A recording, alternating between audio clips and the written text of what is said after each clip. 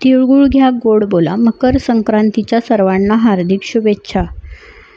देवपूजा झाली, दारात रांगोळी झाली, तुळशीपुढे थोडीशी रांगोळी काढून तुळस सजविली आणि आज हळदी कुंकू असल्यामुळे मी हळदी कुंकवाची तयारी केली होती.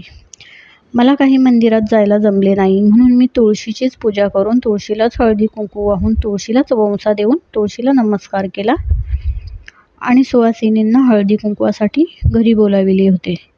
आज सुट्टी असल्यामुळे सुवासिनी सर्व वेळेत भेटल्या.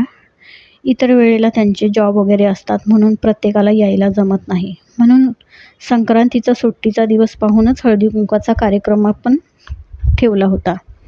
सर्व सुवासिनी आल्या, हळदी कुंकवाचा कार्यक्रम झाला.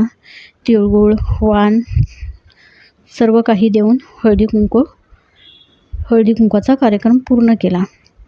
प्रत्येकाचे व्हिडिओ काढायला काही जमले नाही, काहींचे फोटोशूट केले आणि असा आपला व्हिडिओ पूर्ण झाला. आता हळदी कुंकू पूर्णपणे झालेलं आहे. शक्यतो हळदी कुंकवाचा कार्यक्रम सुट्टीच्या दिवशीच ठेवावा, म्हणजे प्रत्येकाला यायला जमतं. आणि सर्वजण आलेही. आता मी एक उखाणा घेते. ज्ञानेश्वरांनी लिहिली ज्ञानेश्वरी, तुकाराम महाराजांनी लिहिली गाथा, रावांचे नाव घेते ईश्वर चरणी ठेवून माथा. सर्वांना संक्रांतीच्या हार्दिक शुभेच्छा. हा व्हिडिओ तुम्हाला कसा वाटला नक्की सांगा. धन्यवाद.